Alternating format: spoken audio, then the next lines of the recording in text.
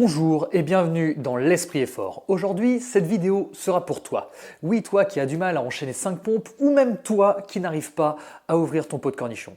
Car on va parler de l'homme le plus fort du monde, Hartford Johnson.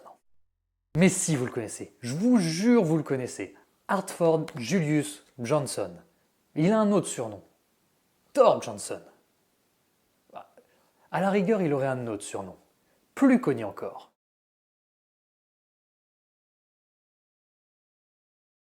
Et oui, c'est l'un des personnages les plus marquants, la montagne. Eh bah ce mec n'est pas qu'un monstre à l'écran, il est aussi un monstre dans la vraie vie. 2,05 m, 193 kg. Il est l'un des hommes les plus forts de la planète, voire même de tous les temps. 9 fois champion de son propre pays, l'Islande. Il a été aussi élu homme le plus fort d'Europe et même homme le plus fort du monde. Alors il est champion. Mais champion de quoi ? Des strongmen. Les strongmen, ce sont des championnats d'épreuves de force organisés à l'international avec des épreuves totalement délirantes. Il faut retourner des pneus de tracteur, soulever des poids hallucinants pour les jeter par-dessus une barre, tirer des camions à main nue. Bref, c'est complètement dingue. Et au milieu de tout cet univers, il y a une épreuve qui va nous intéresser aujourd'hui. Le deadlift, le soulèvement de terre. Une épreuve simple, minimaliste. Une barre, des poids. Le but du jeu, évidemment, est de soulever la charge la plus lourde. Le record était anciennement tenu par un Britannique, Eddie Hall, un frêle jeune homme mesurant seulement 1,94 m pour 163 kg. Dans l'idée, c'est facile. Sauf que ces gars sont capables de soulever ta bagnole. Alors quand on les motive avec une perspective de première mondiale et 50 000 $ de prize money, autant vous dire que le niveau va être énorme. D'abord, il y a des barres d'échauffement. 70 kg, 120 kg, 170 kg, 220 kg, 325, 375, 420 kg.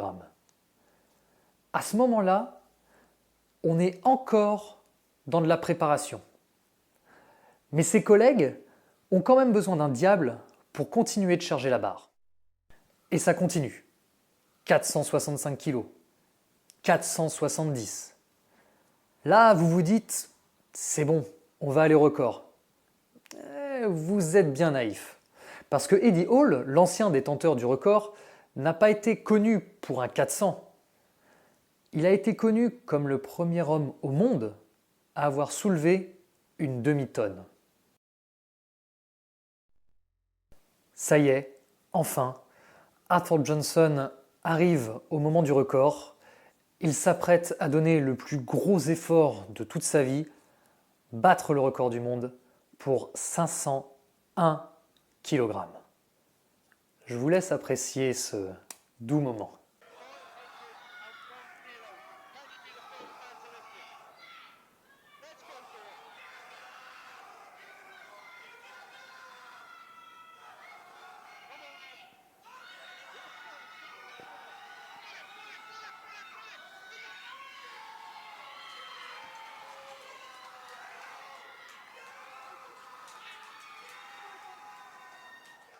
À 31 ans, le 2 mai 2020, il devient le nouveau recordman de deadlift, en nous vrillant les tympans au passage. Juste pour le plaisir.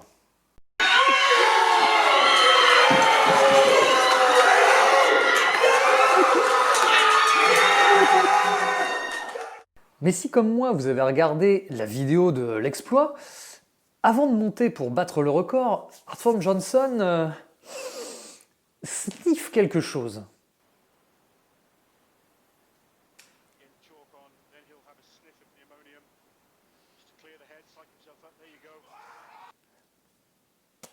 Eh bien, c'est de l'ammoniac.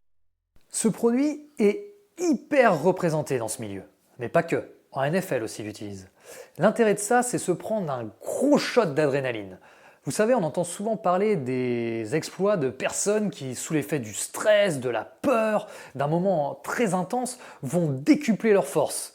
Eh bien, avec l'ammoniac, c'est ça qu'on retrouve. Mais alors, si c'est si efficace, pourquoi est-ce que ce n'est pas tout simplement tombé dans les produits dopants ? Eh bien parce qu'il y a deux écoles.